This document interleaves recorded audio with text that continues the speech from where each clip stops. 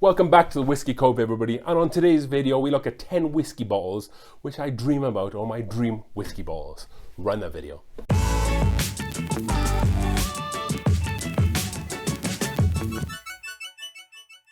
Alrighty then folks, before we begin, don't forget to subscribe to the channel if you haven't already, and those who have subscribed, I really appreciate that, and thank you to everybody for all the feedback that you give the channel. So with this video, it's making its way, or it's doing some rounds on the Whiskey Tube. You might have seen it on a couple of different channels, but I'm going to do my own version of this video, and that is 10 kind of like unobtainable or 10 whiskey bottles that you dream about getting. So with this, I kind of split it up into like two categories. The first 5 is going to be somewhat obtainable, probably still very hard to obtainable, or still very hard for a lot of us to get out there. And then the next 5, I kind of just let my imagination run wild a little bit and just went for it. So the first bottle, bottle number 1, is going to be Rock Hills Farms.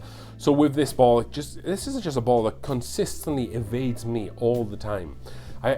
Sometimes I'll hear it drop in Colorado, but I can never find it. I can never see it. I don't even see it listed for crazy money at different liquor stores.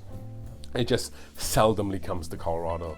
I'm hoping one day that I'll be able to get it, or maybe I'll be able to, maybe I should just try it, I guess, at a bar first to see if I like it, and then I can just stop chasing if I don't like it. So next up is going to be Wild Turkey Master's Keep. No one in specifically, just anyone, I feel like at this point. Like for the last, since they've been doing these Wild Turkey Masters Keeps, I haven't even been able to see them, let alone get them. I've seen them a couple of times on lotteries here in Colorado, but I've never actually seen them in person. So I know some are really good and some people kind of sit on the fence about other ones, but I would still like to get one for myself so I can open them up and make that own decision. I really like the Wild Turkey profile, so I think that would be right up my street. And maybe again another bottle I should try at a bar first. Third up is going to be Blantons. Not just regular Blantons, but Blantons straight from the barrel. So Blantons is a very solid whiskey on its own. You get good value for money with it at MSRP, around $60, a single barrel Buffalo Trace product. In a beautiful bottle, good branding, let's be honest. But with straight from the barrel, they don't proof it down. It comes straight in from that barrel, non-chill filtered, straight into the grenade, and then sealed and then sent to you for you to enjoy, or you, me, whoever drinks it. It doesn't come to Colorado. I'm not even sure if straight from the barrel is available in the US. I know that the gold is, because I've seen some people post pictures about picking up in places like California. I think the red, I want to say the red is Japan maybe. I think there's a green one, and I'm not sure what that goes.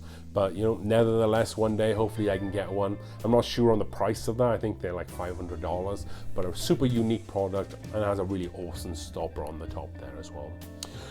Bottle number 4 is going to be Buffalo Trace Experimental. So you might see these like smaller, stumpier bottles come out from Buffalo Trace once in a while. I think some just dropped in Colorado not so long ago, but I missed out on them again.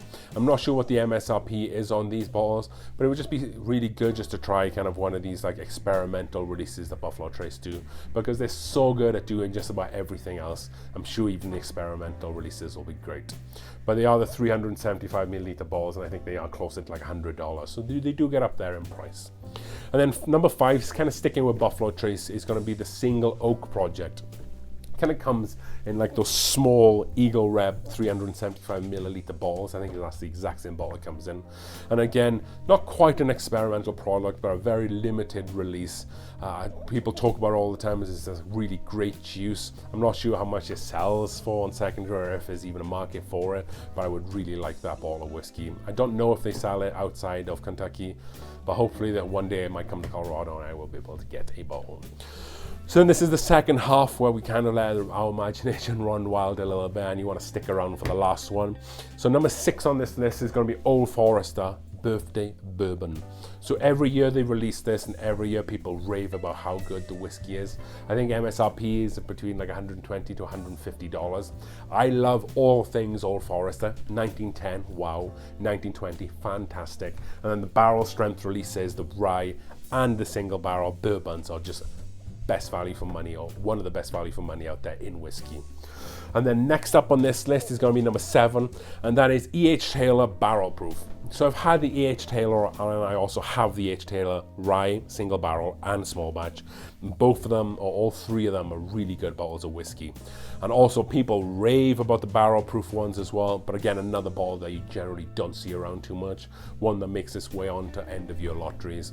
One day I might get lucky and I might be able to pick one up. I think MSRP is about $100 on them as well, so it's also good value for money with that as well. So bottle number 8, and going back to Old Foreman, is the King of Kentucky. So this is one of those bottles of whiskey that people perennially say every year is probably the best juice to come out of Kentucky. Up there with probably something like George T. Stagg, kind of in that sort of ballpark.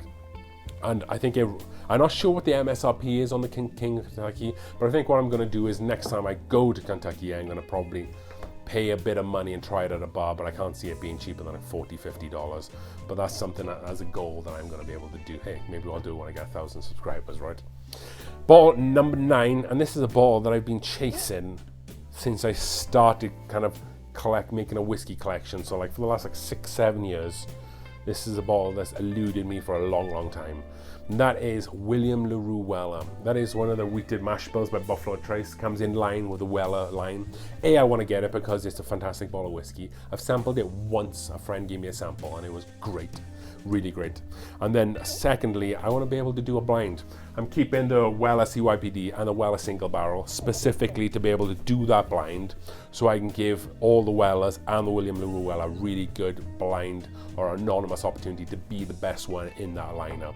So that's the other reason why I want it so much. MSRP I think is around $100 for it as well. I think this year's release is coming in at about 128 proof. It is barrel strength, but that's just what it's sitting at this year.